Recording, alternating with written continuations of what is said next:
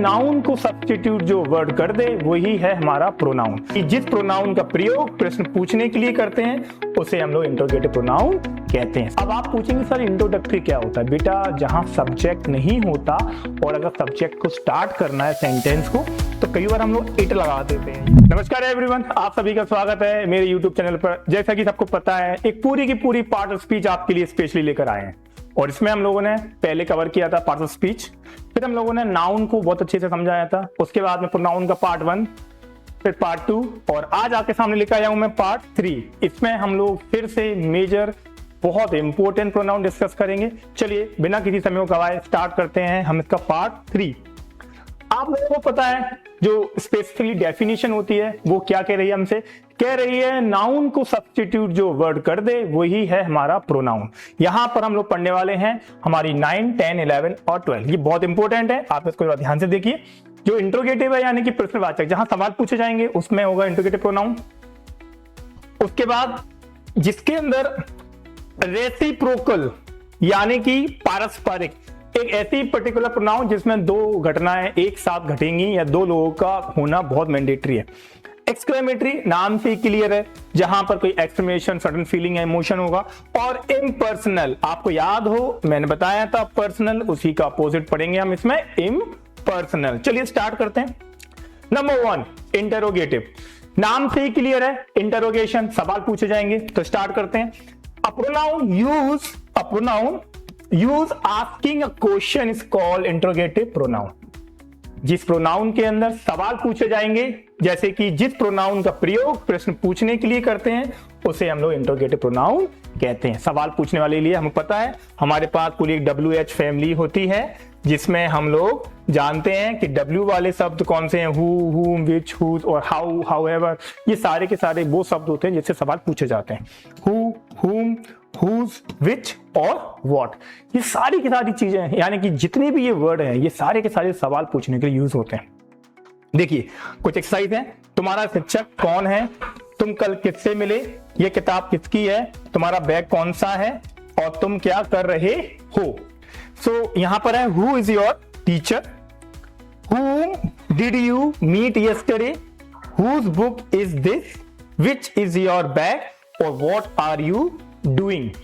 आप समझ सकते हैं ये वो सारे के सारे वर्ड हैं जिनसे सवाल पूछे जाते हैं, यानी कि वो शब्द जो कहीं ना कहीं सवाल पूछने के लिए यूज किए जाते हैं उन्हें हम लोग इंटरोगेटिव प्रोनाउन के अंदर रखते हैं। कौन कौन से बच्चों? फिर से देखते हैं। हु कौन, हूं किसे या किसको, हुज किसका किसकी किसके, विच कौन सा कौन सी और व्हाट क्या। इनको हम लोग सेंटेंस की शुरुआत में लगाकर सवाल पूछते हैं। आप लोगों ने टेंस में भी पढ़ा होगा क्वेश्चन वर्ड वाले सेंटेंस, ये कहीं ना कहीं उसी टाइप के प्रोनाउन को बताते हैं। चलिए अब हम लोग इसके आगे के प्रोनाउन पढ़ते हैं।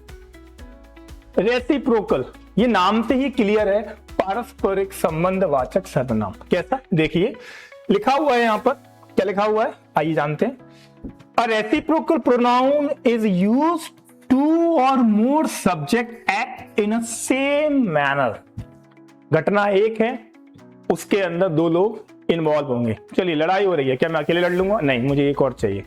मान लीजिए मुझे कोई पसंद है, तो पसंद वो कोई, उसको भी तो पसंद होना चाहिए ना। कैसा? सुनिए पहले सुनिए। जब दो प्रोनाउन एक साथ आए, पारस्परिकता का बोध कराएं तो रेसिप्रोकल प्रोनाउन कहलाते हैं। मान लीजिए किसी को किसी से बात करनी है तो खुद से तो करेगा नहीं ना, उसके लिए दूसरा चाहिए ना। जब आप पहले यहां एग्जाम्पल देखिए, ईच अदर, वन एनदर। कैसा?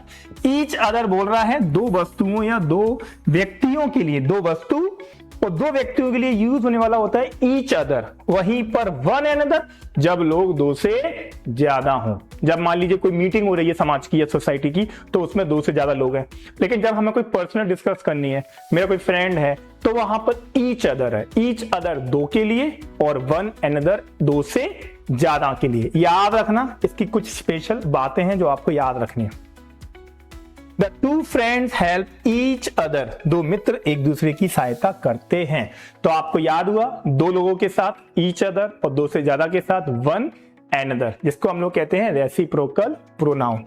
They respect each other, they the player congratulated one another. अब सीधी बात है, गेम के अंदर कोई एक प्लेयर तो होगा नहीं, तो जब आपने देखा होगा जब कभी भी मैच खत्म होता है तो एक दूसरे से लोग हाथ मिलाते हैं, तो बहुत सारे प्लेयर्स होते हैं, वहां पर वन एनदर आएगा, वहां पर ईच अदर नहीं आएगा। कुछ गलतियां हैं, इसे सुधारिए। इसके कुछ स्पेशल रूल हैं, हम बहुत जल्दी आपके साथ इसको शेयर करेंगे। आज के लिए इसमें इतना ही है। अब सबसे इंपॉर्टेंट इसके बाद एक्सक्लेमेटरी, नाम से ही क्लियर है, एक स्पेशल प्रोनाउन इसका नाम होता है व्हाट। साथ में हम इसके साथ ये भी लगा देते हैं, क्या, इसका एक्सक्लेमेशन मार्क्स। ये बहुत इंपॉर्टेंट होती है बच्चों, इसको आपको आना ही चाहिए। चलिए डेफिनेशन क्या कह रही है, a pronoun that express some sudden feeling is called an exclamatory pronoun. वे प्रोनाउन जो तीव्र भावनाओं, उद्गारों, हर्ष, विषाद, विस्मय आदि व्यक्त करते हैं, एक्सक्लेमेटरी प्रोनाउन कहलाते हैं। एक ही होती है what.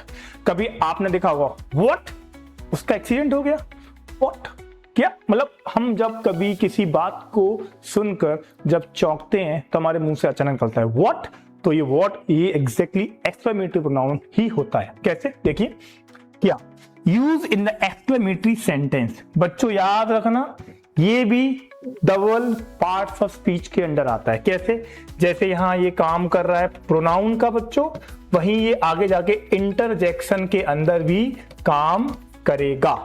Exclamatory double part of speech होता है, एक तरफ इंटरजेक्शन की तरह काम करता है, एक तरफ एक्सक्लेमेटरी प्रोनाउन। अभी हम लोग इसको पढ़ रहे हैं, जब इंटरजेक्शन पढ़ेंगे तब हम लोग इंटरजेक्शन के अंदर इसको फिर से जानेंगे। एग्जाम्पल देखते हैं, what do what you won the match, चौंक गए ना एकदम से, वाओ। वैसे ही what he has pass the exam, अचानक पता चले आप लोगों ने, तब देख कभी आपके एग्जाम का रिजल्ट आता है तो आप कैसे चौंक जाते हो, तो वो जो खुशी होती है ना, सडन फीलिंग, इमोशंस, वो सब इसके अंडर में आते हैं। बहुत मजेदार प्रोनाउन है, इसको बहुत अच्छे से पढ़िए बच्चों, क्योंकि पढ़ाई बहुत जरूरी है। क्योंकि मैं आपसे पहले भी बोला था कि देश में पढ़ने वालों की कोई कमी नहीं है, अगर कमी है तो कुछ पढ़ाने वालों की। और आजकल वैसे भी लोग कह रहे हैं कि टीचर काला बोर्ड लेकर बस अपना पर्सनली चीजें बताते रहते हैं, ऐसा नहीं है। टीचर सच में बहुत मेहनत करता है, तब जाके देश के लिए एक होनहार बच्चा वो दे पाता है। चलिए इसकी लास्ट प्रोनाउन के बारे में बात करते हैं। अब सबसे इंपॉर्टेंट है इम्पर्सनल। हम लोगों ने कहानी शुरू की थी पर्सनल से, खत्म करेंगे इम्पर्सनल पर। शुरुआत की थी पर्सनल, जहां पर हम लोगों ने लिविंग प्रोनाउन के बारे में पढ़ा था।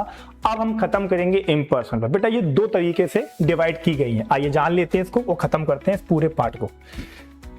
A impersonal pronoun, a pronoun that does not refer to any specific person, place or thing। ठीक है, ये हो गया इट का प्रयोग। यहां ये जो इम्पर्सनल प्रोनाउन है वो है इट।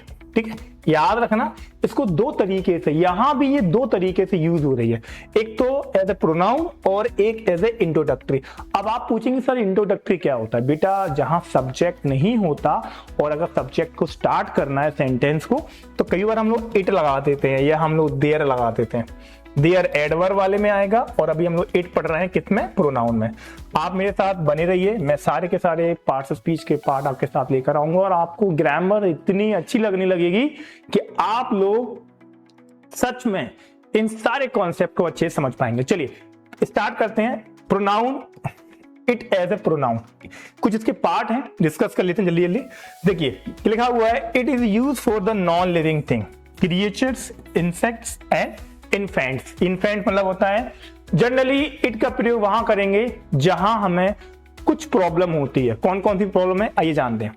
सबसे पहला फॉर थिंग विदाउट लाइफ, निर्जीव वस्तुओं के लिए इसका प्रयोग करते हैं। जैसे एग्जांपल ले लेते हैं, give me my English book, I love it so much.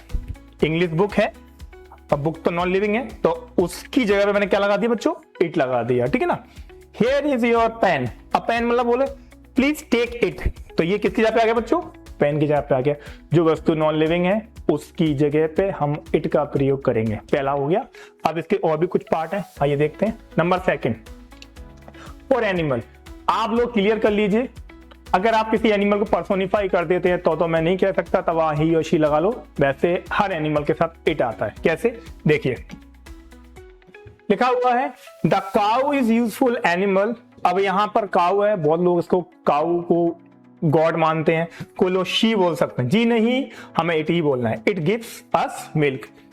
I have a dog, लोग डॉग से इतना प्यार करते हैं कि उसको ही और शी मानते हैं हर बार, नहीं मेरा बच्चा, लेकिन ऐसा नहीं है, डॉग को भी इट ही बोलेंगे। It is very faithful. वैसे ही he has a cat, he has a cat, इसके पास एक बिल्ली है। it is very beautiful, तो it आएगा। आपको याद रखना है बच्चों, ग्रामर को सही करने के लिए आपको it ही लगाना है एनिमल के साथ, ठीक है ना। अब थर्ड है इसके पास फॉर यंग चाइल्ड, बहुत इंपॉर्टेंट है, सबसे ज्यादा गलती यही होती है और सबसे ज्यादा हमको यही समझना है। जब उनके लिए जिनका लिंग सेक्स यानी कि मेल या फीमेल पता ना हो, तो उसके बारे में हम पता ना हो, जैसे कि हॉस्पिटल में कोई बेबी आपकी गोदी में रख दे, इनफेंट बेबी बिल्कुल जस्ट अभी पैदा हुआ, अब आपको नहीं पता कि ये लड़का है या लड़की, क्योंकि छोटे बच्चों का चेहरा ना तो लड़कों जैसा लगता है ना ही लड़की, वो एकदम कॉमन लगता है। उस केस में ना तो मैं उसको ही बोल सकता हूं और ना ही मैं शी बोल सकता हूं, तब मुझे इट बोलना पड़ेगा। It is very cute, she is very cute नहीं, इट इज वेरी क्यूट। कैसे, आइए देखते हैं। When I saw the child, जब मैं बच्चा देखूं और जब मुझे उसकी लिंग का पता ना हो, तब मैं बोलूंगा इट वॉज क्राइंग, वो रो रहा है। लेकिन जैसे ही मुझे उसके बारे में पता चल जाए कि वो बेबी बॉय है या बेबी गर्ल है, तब मैं ही या शी का प्रयोग कर सकता हूं, ठीक है ना। I saw a child, it was playing alone, अब मैंने बच्चा देखा, इट वॉज प्लेइंग अलोन, मुझे नहीं पता कि वो लड़का था या लड़की, तब मैंने वहां इट लगा दिया। अगर पता होगा तो मैं इट को उठा के यहाँ पर ही या शी लगा सकता हूं, ठीक है ना। इसका थर्ड देखिए बच्चों, ये नाउन प्रोनाउन को महत्व देने के लिए होता है। कैसे, it is I who have written this book, it is I, मैं ही हूं जिसने ये बुक को लिखा है, यानी कि स्पेसिफिकली किसी नाउन या प्रोनाउन को थोड़ा इंपॉर्टेंस देने के लिए भी इट का प्रयोग कर लेते हैं। It is you who have abused him, ये तुम हो जिसने उसे गाली दी। स्पेसिफिक जो इंसिडेंट हो रहा है, जो घटना घटी है, उस स्पेसिफिक व्यक्ति को पॉपअप करने के लिए, नाउन या प्रोनाउन को उसकी वैल्यू बताने के लिए या उसके बारे में बताने के लिए हम इसका प्रयोग कर सकते हैं। अब इसका लास्ट पार्ट है इंट्रोडक्टरी, ये किसी सेंटेंस को शुरू भी कर सकता है, यानी कि ये एक सब्जेक्ट की तरह भी आ सकता है। कैसे, for time, day, month, year, season, date. कैसे, देखिए डे एंड डेट के साथ, it is Sunday today, it was 1947, it is 7th May today, it is the 7th of May today, यानी कि सेंटेंस की शुरुआत कर सकता है। डे अगर हमें बताना समय, दिन, महीना, साल, ऋतु, तिथि आदि बताने के लिए किया जाता है। वेदर बताने के लिए, इट वॉज समर, यानी कि इट वॉज समर, गर्मियां थी, summer. It is very hot today, आज बहुत ज्यादा गर्मी है। इट इज रेनिंग, बारिश हो रही है। इट इज हेलिंग, ओले गिर रहे हैं। टाइम को बताने के लिए, it is 4 o'clock, it is 4 o'clock, क्या बजा हुआ है, 4 बजी हुई है। इट इज 4:30, वही 4:30 बजी हुई है। It is 4:15, 4:45। तो हम लोग बता सकते हैं बच्चों इस पर्टिकुलर प्रोसेस के माध्यम से कि ये सेंटेंस को शुरू भी कर सकता है किस केस में, डे एंड डेट में, वेदर में और टाइम में, ठीक है। उसी के साथ साथ ये पूरी की पूरी सीरीज मैंने आपके सामने जो प्रोनाउन की थी, जिसको मैंने 3 पार्ट में डिवाइड किया था, पार्ट 1, पार्ट 2 और पार्ट 3, और मैं उम्मीद करता हूं कि आपको प्रोनाउन बहुत अच्छे से समझ में आ गई होगी। अगर आपको कोई भी परेशानी है, कुछ समझ में नहीं आता है, आप मुझे कमेंट्स कीजिए, मैं आपको रिप्लाई जरूर करूंगा। साथ ही साथ हम बहुत जल्दी अब आपके साथ इसका अगला पार्ट, यानी कि हमारा पार्ट ऑफ स्पीच का तीसरा पार्ट, यानी कि नाउन प्रोनाउन के बाद एडजेक्टिव, बहुत जल्दी अब आपके साथ शेयर करेंगे। और प्रोनाउन से जुड़ी इंपॉर्टेंट बातें, एग्जाम्स में आने वाले इंपॉर्टेंट क्वेश्चन, साथ ही साथ में प्रोनाउन के बहुत सारे ऐसे कॉन्सेप्ट जो अभी भी पेंडिंग, जैसे कि क्वेश्चन टैग, वो भी बहुत जल्दी आपके साथ शेयर करेंगे। आज के लिए इतना ही था। थैंक यू सो मच, अपना ख्याल रखिए, खुश रहिए।